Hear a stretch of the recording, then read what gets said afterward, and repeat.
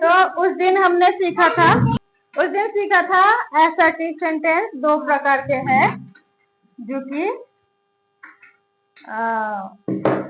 Affirmative और negative. और जो है सब एक एक दो दो एग्जाम्पल करके अभी छोड़ देंगे। हाँ, बाद में हमें इसका ट्रांसफॉर्मेशन और कन्वर्शन करना है, ठीक है। तो 2 नंबर में आता है इंटरोगेटिव।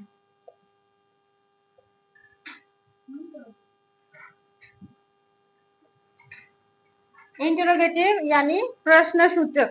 हाँ, प्रश्न अगर पूछा गया, उस दिन क्या बोला था, कोई भी स्पेशल एक्सप्रेशन नहीं होगा तो उसको असर्टिव बोलेंगे। तो ये है इंटरोगेटिव, एक स्पेशल एक्सप्रेशन है, एक विशेष भाव है। किसका?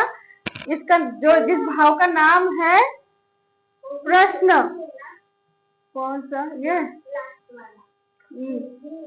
VE, समझे क्या? एक विशेष भाव जिसका नाम है प्रश्न। प्रश्न करना एक विशेष भाव का प्रकाश करना है। हा? तो अगर किसी वाक्य द्वारा, सेंटेंस द्वारा किसी से कोई प्रश्न पूछा जाए, क्वेश्चन पूछा जाए, तो उस सेंटेंस को इंटरोगेटिव सेंटेंस बोलते हैं, कहते हैं। ठीक है, तो इसका डेफिनेशन लिख लो। If a sentence expresses a question, that is called interrogative sentence. ठीक है, if a sentence expresses a question, that is called interrogative sentence. समझ में आ गया? बहुत इजी है। जिस सेंटेंस के द्वारा प्रश्न पूछा जाए उसी को इंटरोगेटिव सेंटेंस कहते हैं। तो प्रश्न बहुत तरीके के होते हैं। यस नो क्वेश्चन होता है, ऑप्शनल क्वेश्चन होता है, हाँ, फिर डिस्क्रिप्टिव क्वेश्चन भी होता है कि एक सवाल का उत्तर देने के लिए तुम्हें एक कहानी सुनानी पड़ जाए, है ना। तो अलग अलग तरीके के क्वेश्चन होते हैं, लेकिन सारे क्वेश्चन एक साथ अगर हम बोले किसी भी क्वेश्चन वाला सेंटेंस को इंटरोगेटिव सेंटेंस कहते हैं। ठीक है, एग्जाम्पल लिख लो। जैसे कि उस दिन हमने क्या सीखा था, आई गो टू स्कूल। तो उसी को हम यहाँ पर इंटरोगेटिव कर देंगे। आई गो टू स्कूल को इंटरोगेटिव करने के लिए डू पहले लाना पड़ेगा। Do I go to school? क्या मैं स्कूल जाता हूँ? ठीक है, आई गो टू स्कूल को अगर हम इंटरोगेटिव करें तो गो, क्योंकि गो एक प्रेजेंट टेंस का वर्ब है, ये हम 2 दिन के बाद सीखेंगे अभी। ठीक है, तो गो क्योंकि प्रेजेंट टेंस का वर्ब है, तो गो के लिए यहाँ पर हम डू लगाएंगे और इसके बाद बाकी सब जैसा का वैसा ही रहेगा। Do I go to school?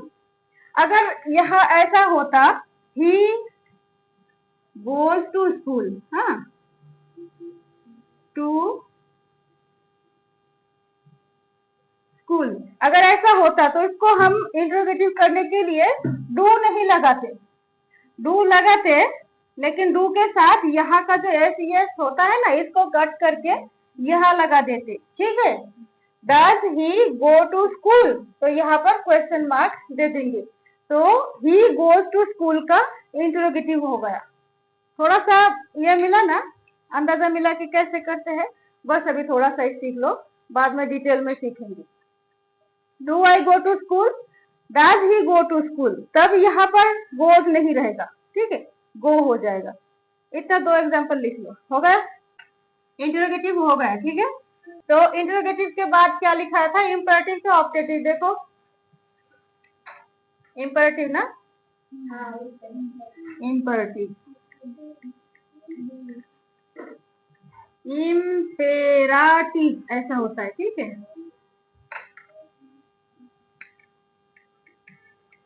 Imperative sentence लिखते समय इम्पेरेटिव लिखना है, उच्चारण करते समय इम्पेरेटिव बोलना है, इम्पेरेटिव ऐसा बोलना है। ठीक है, उच्चारण थोड़ा अलग है। इम्पेरेटिव सेंटेंस, इम्पेरेटिव सेंटेंस का मतलब है आदेश, अनुरोध, या किसी को कुछ प्रपोज करना कि चलो खाते हैं, चलो जाते हैं, ये एक प्रस्ताव करना है ना। तो नॉर्मल अगर मतलब तुम अगर अपनी सहेली को बोलोगी कि चलो खाना खाते हैं, इसमें कोई आदेश भी नहीं हुआ, अनुरोध भी नहीं हुआ, लेकिन प्रस्ताव एक हुआ। समझ आया? क्या लिख रही हो तुम लोग? यही लिख रहे हो ना? हाँ, तो यानी आदेश, अनुरोध, प्रस्ताव इस तरह का अगर मतलब कोई फर्स्ट पर्सन सेकंड पर्सन को अगर बोले, person first person, second person, third person. First person यानी मैं, सेकंड पर्सन यानी तुम या तुम लोग, और थर्ड पर्सन यानी वो सब, हाँ, राम श्याम जदू मधु सब, यानी वो लोग। तो अभी इम्परेटिव सेंटेंस है कि फर्स्ट पर्सन सेकंड पर्सन को बोलेगा कुछ करने के लिए, किसी और को नहीं बोल सकता कि राम करो, नहीं।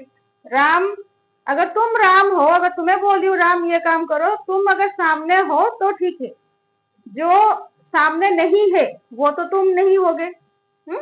अगर सायली बाहर है तो उसको बाहर अगर वो है तो मैं उसको तुम तो नहीं बोलूंगी, जो मेरे सामने होगा उसी को तुम बोलेंगे, आप बोलेंगे ना, क्या सेकंड पर्सन जो है। तो सेकंड पर्सन को कोई काम करने को अगर कोई बोले तो वही इंपरेटिव सेंटेंस है। उसमें अगर कोई छोटा होगा तो उसको आदेश करेंगे, कोई बड़ा होगा तो उसको अनुरोध करेंगे, कोई सेम एज के होंगे तो उसको प्रस्ताव करेंगे। तो लिख लो, if a sentence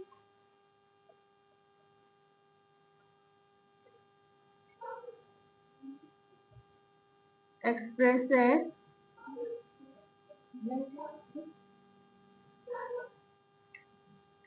an order, request or proposal,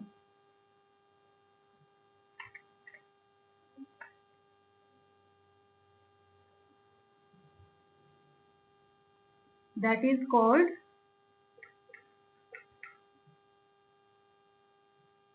imperative sentence।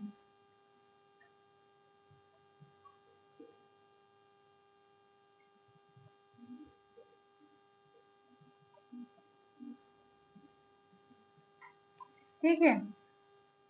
If a sentence expresses an order, request or a proposal, that is called imperative sentence। समझ आया?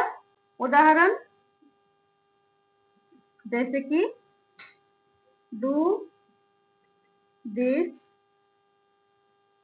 work, do this work, ये इसमें समझ नहीं आ रहा है कि आदेश है या अनुरोध है या कुछ और है, हा? अगर बोलू कि प्लीज डू दिस वर्क, ये भी अगर बोलू तो ये रिक्वेस्ट होगा। ठीक है। निषेध भी हो सकता है, जैसे कि ये काम मत करो, डोंट डू दिस वर्क। ठीक है, डोंट डू दिस वर्क।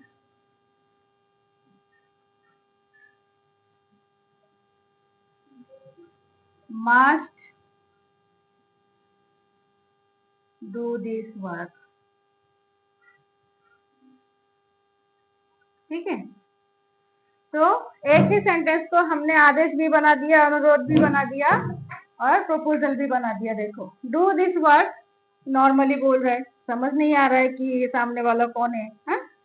अगर बोले प्लीज डू दिस वर्क तो समझो कि जो बोल रहा है उसका काम है, जो जिसको बोला जा रहा है वो बड़ा है, हा? उससे काम करवाना है, तो please don't do this work, मत करो ये काम, कोई किसी को करने से मना कर रहा है।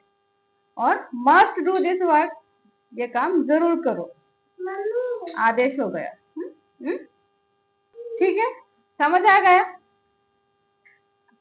आगे बढ़ू? ज्यादा हो रहा है? अगर ज्यादा हो रहा हो तो बोलो, अगर स्कूल का भी प्रेशर होता है, ये भी अगर ज्यादा हो रहा है तो बोलो, इसी को फिर दोहरा देंगे।